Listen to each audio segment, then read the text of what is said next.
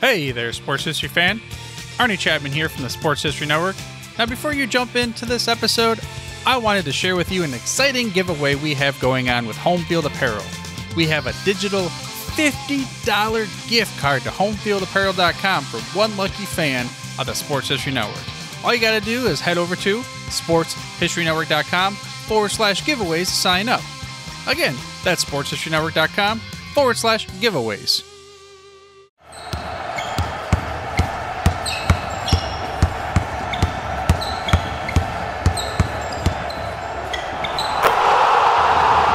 This is Basketball History 101 with Rick Loayza. Welcome back to award-winning Basketball History 101, part of the Sports History Network. I am your host, Rick Loayza, and this is a podcast where we bring to life some of the forgotten stories from basketball history.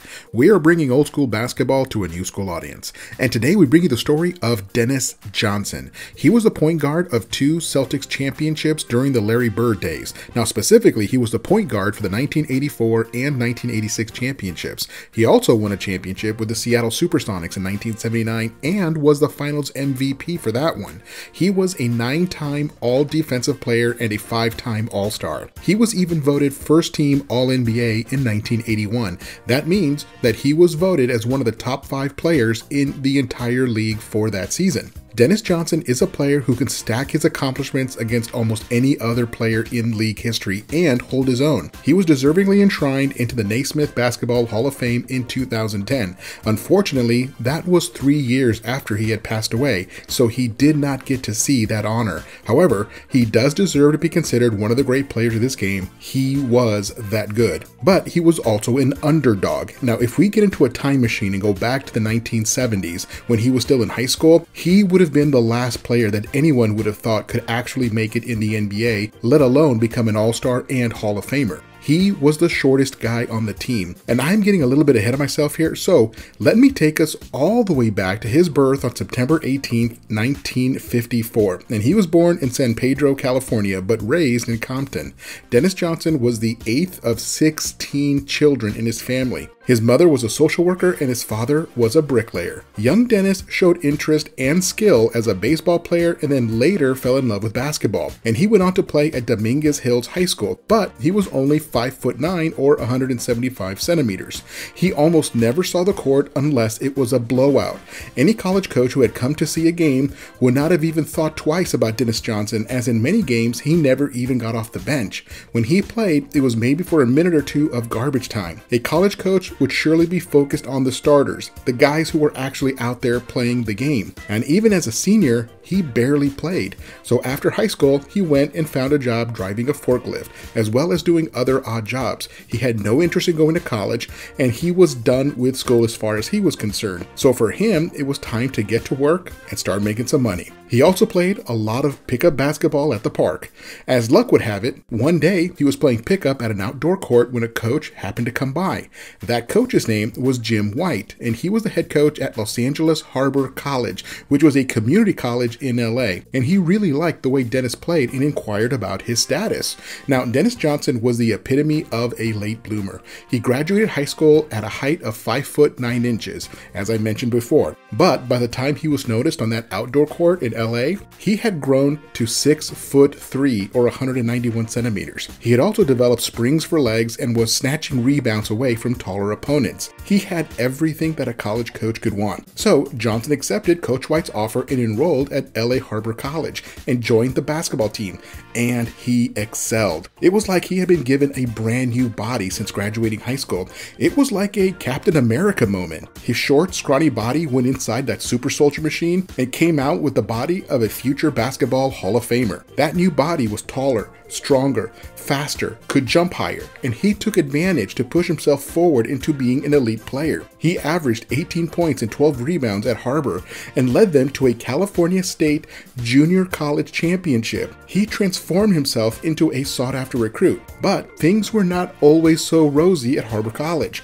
Dennis was a very strong and opinionated person about how the game should be played and how to attack the opponent. Sometimes his opinions differed from that of the coach. In his 2 years at Harbor College, he was thrown off the basketball team 3 times. That reputation of being difficult, would follow him later into the NBA. Now, regardless, after 2 years of a dominant playing career at Harbor College, he accepted an offer to play at Pepperdine University in Malibu, California. Now, Johnson only played at Pepperdine for 1 year, where he averaged 16 points, 6 rebounds, and 3 assists per game. He had also developed himself into a top defender. He was always assigned to guard the other team's best perimeter player, and he dominated in that defensive role. So with that, he entered his name into the 1976 NBA draft. He was not sure that he would actually get drafted because his reputation as a troublemaker was already well known to NBA general managers. Nonetheless, he was chosen in the second round of the draft by the Seattle Supersonics. He had made it to the NBA. For a kid who barely played in high school, this was quite an accomplishment. So this is a good place to take a break, and I'll be right back with Dennis Johnson's NBA career.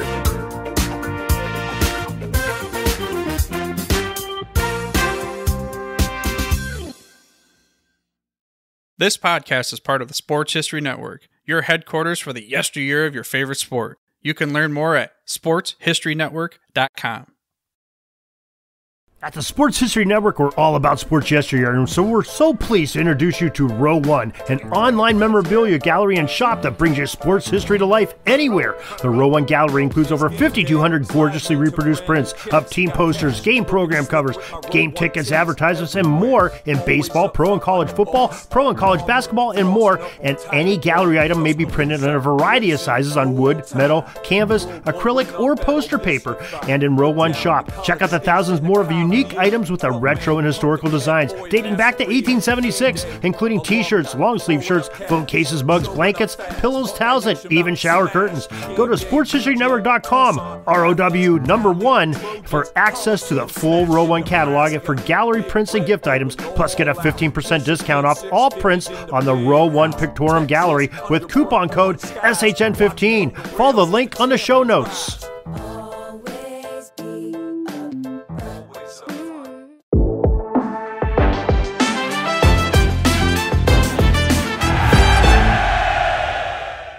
Hello, sports history fans.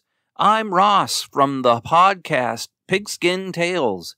You're about to jump into another thrilling sports history moment, but first, let's dive into today's sponsor, just in time for the holiday season. Introducing Art of Words, the brainchild of word artist Dan Duffy from Philadelphia. Dan meticulously crafts stunning images by handwriting relevant words from some of the greatest sports moments in time. These unique budget-friendly illustrations are the perfect gift, sparking cherished memories and capturing hearts. Choose from city skylines, sports, history, and musicians to find a piece for everyone. And here's the exciting part. For that sports fanatic in your life, gift them a piece of their favorite team or player's history. Art of Words tells a compelling story. Explore collegiate stadiums, each meticulously crafted with every football victory etched into words. Or venture into baseball stadiums, handwritten with every player from the team's illustrious history. My favorite on the site is Bryce Harper 2021 MVP year. Because I'm a big stats guy, I think that's one of the coolest things ever. Check it out. Don't wait. Order a print today for yourself and your loved one this holiday season. Transform your wall into a gallery of captivating art and surprise your family and friends with a print of their own. Use code SHN15 at artofwords.com for a 15% discount on your order in November and December. Visit Art of Words, where words magically transform into stunning art, evoking cherished memories and touching the hearts of those who you care about. Again, use the code SHN15 for 15% off at artofwords.com. Welcome back to the show, and let us continue with the story of Dennis Johnson. He had developed a reputation as uncoachable. His first NBA head coach was the great Bill Russell. He was drafted onto a team that had a good pair of starting guards in Slick Watts and downtown Freddie Brown. Johnson would come off the bench and contribute 9 points, 4 rebounds, and 1 assist per game. Now, during his second season, he upped those numbers slightly to 13 points, 4 rebounds, and 3 assists per game. However, the team was floundering. The Sonics had a ton of talent, but were underperforming. and Bill Russell was fired. His replacement, Bob Hoskins, was also fired. And then Hall of Fame player and Hall of Fame coach Lenny Wilkens stepped in. Now, Wilkens was only a coach at this point, having retired from playing a few years earlier. But with Wilkens as the head man, one of his first decisions was to move Dennis Johnson to the starting shooting guard spot alongside point guard Gus Johnson. As a starter in his third season, his numbers jumped up to 16 points, 5 rebounds, and 4 assists per game. He also made the All-Star game for the first time in his career. He was now a legitimate star in the NBA. As a shooting guard, he was known for his ferocious dunks, and Seattle won their only championship that year over the Washington Bullets in the 1979 NBA Finals. Now, after another year in Seattle, he was shipped off to the Phoenix Suns. Now, nobody could deny that Johnson was a great player. He was a top-flight shooting guard and an elite defender. However, he continued to clash with Wilkens just as he had with almost every coach that he had ever had. Seattle began to think of Johnson as more trouble than he was worth. And he spent 3 years in Phoenix. He went to 2 more All-Star games and put up great numbers, but again, he was often clashing with head coach John McLeod. At this point, everyone in the league knew that Johnson was a great player, but also a troublemaker. And this is where Red Auerbach of the Boston Celtics enters the story. He viewed Dennis Johnson differently. He felt that Johnson had not been utilized correctly. What Auerbach saw was a player who wanted to win so badly that his emotions often got the better of him as he clashed with his previous coaches. He felt that a guy like Johnson was exactly what the Boston Celtics needed, and Auerbach was intent on playing Johnson as the point guard, since he already had a solid shooting guard in Danny Ainge. So Auerbach made another one of his patented lopsided trades where he gave up very little and received back a whole lot more. Auerbach sent Rick Roby and a couple of draft picks to Phoenix in exchange for Dennis Johnson. Once Johnson arrived in Boston in the autumn of 1983, he found what he had been looking for. He got along with all of his teammates and he loved Coach Casey Jones. Johnson was going to play point guard for the Celtics and he was surrounded with weapons. He had Larry Bird, Kevin McHale, and Robert Parrish as his front court, and he had Danny Ainge alongside him as his other backcourt mate. Johnson was in basketball heaven. Instead of being the slam-dunking shooting guard like a Michael Jordan or a Kobe Bryant type player, he was now the classic point guard, running the offense and distributing the ball to his teammates, like a John Stockton or Isaiah Thomas. It was the perfect fit for him, especially as he was getting older. In Johnson's first year with the Celtics, they went 62-20 and defeated the Lakers in 7 games in the NBA Finals. According to guys like Ainge and Bird, Dennis Johnson was never a distraction while he played in Boston. They knew about his previous reputation and they did not understand it. What they saw was a teammate who just loved to win and did everything that he was asked of and more. And he played incredible defense against the other team's guards. Now, this is the part of basketball that absolutely fascinates me. Sometimes there's a situation where a player flounders or underperforms or causes trouble, but then you put that same player on a different team and it is like they are transformed into this completely different player. I believe that situations matter, and who the coach is matters, and who the teammates are matters. I mean, just take a look at Jimmy Butler. The Bulls got rid of him, then the Timberwolves got rid of him, then the 76ers got rid of him. But in Miami, they love him and he fits in perfectly with their system. In that same way, the Celtics were the perfect situation for Dennis Johnson. In 1986, the Celtics did it again, going 67-15 during the regular season and just steamrolling everybody to the 16th championship in team history. He continued to play for 4 more years, but then retired at the end of the 1990 season as his skills were diminishing and he had to come off the bench for 10 games that season. With many of the Celtics greats, and Johnson is one of the Celtics greats, there is usually a job available to that player within the Celtics organization. And true to form, Auerbach offered Johnson a position as a scout for the team. Now that later turned into a position as an assistant coach. Now his time with the Celtics ended when he was arrested for aggravated assault against his own family. Now eventually those charges were dropped and Johnson sought counseling to help him manage his behavior. Now, after a couple of years away from basketball, he bounced around with the Portland Trail Blazers and Los Angeles Clippers, and then made his way to the G League. He was named the head coach of the Austin Toros in 2005. By all accounts, he did a wonderful job, and he hoped that it would turn into a head coaching position with the NBA. But sadly, on February 22nd, 2007, he collapsed from a heart attack during a Toros training session.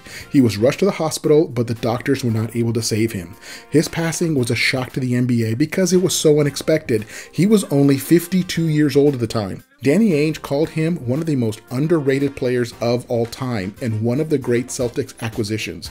Even Bill Laimbeer, the hated enemy from the Bad Boys Pistons, called Dennis Johnson a great player on a great team. Today, his jersey number 3 hangs in the rafters at the Boston Garden, and Johnson was the player who made one of the most clutch layups of all time. It was Game 5 of the 1987 Eastern Conference Finals between the Boston Celtics and the Detroit Pistons. The Celtics were down by 1 point with 17 seconds left in the game.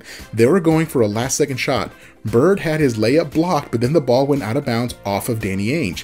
It was Pistons ball with just 5 seconds left. Isaiah Thomas sprinted over to inbound the ball before the Celtics could set up their defense. He wanted to run out those last 5 seconds and secure the victory. Now, at that point in the series, it was tied 2 games apiece, so the winner of this particular game would go up 3-2 and have a solid hold in the series. Thomas inbounded the ball toward Bill Laimbeer, but Larry Bird, watching everything that was happening, stepped in front of Laimbeer and stole the ball. He quickly passed it to a cutting Dennis Johnson for the layup and a 1-point lead with just 1 second left on the clock. The Pistons were not able to do anything with that 1 second, and the Celtics walked away with the win and a lead in the series. And several nights later, they would close it out in Game 7 of the Eastern Conference Finals. And that was probably the biggest moment of his career. Let's take a listen. On the left, it goes to Bird. Bird guarded by Mahorn. Drives around him. Goes on in. And the ball gets knocked out of bounds by Ainge. Oh, they call it the other way. And now there's a steal by Bird. Underneath the DJ, lays it in. Right at 1 second left. What a play by Bird. Bird stole the inbounding pass. Laid it up to DJ. DJ laid it up and in. And Boston has a 1-point lead with 1 second left. Oh my, this place has gone crazy. In the end, the kid who barely played for his high school team ended up in the Hall of Fame and his number retired by the Boston Celtics. He had one of the great careers in NBA history. Well, that is all for our story on Dennis Johnson. Join us next time when we share the story of the one-punch rule from the NBA of the 1970s. Basically, the rule said that a player could have 1 punch against an opponent and still stay in the game. Now come back next week to hear that one. That's next time on Basketball History 101, part of the Sports History Network, the headquarters of Sports Yesteryear. Go to sportshistorynetwork.com to find out more about this and other sports history podcasts. If you like what you hear, please hit that subscribe button wherever you get your podcast, and check out our page on Facebook. It's called Basketball History 101 Podcast. There you will find shorter historical posts as well as comments and discussion starters on today's game. I'll also announce there when new episodes come out. I want to thank my producer and editor, Jacob Loayza. Join us each week as we continue to mine the history of basketball for more great stories from the past. Take care and see you soon.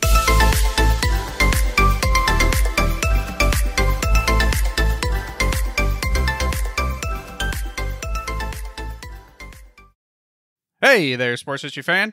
This is Arnie Chapman, aka the Football History Dude, and I wanted to thank you for stopping by to listen to another episode here on the Sports History Network.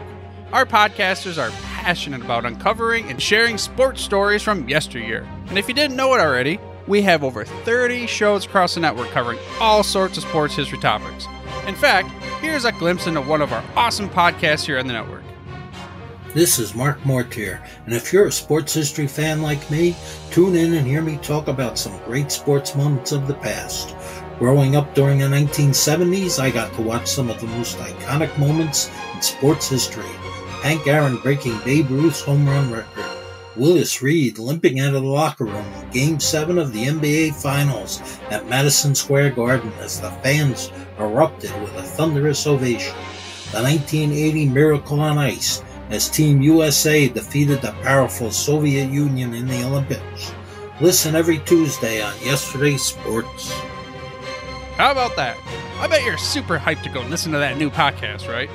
Well, to learn about this show and all the other podcasts on the network, head over to sportshistorynetwork.com/podcast. Again, that's sportshistorynetwork.com/podcast. Head over there today to find your next favorite sports history podcast.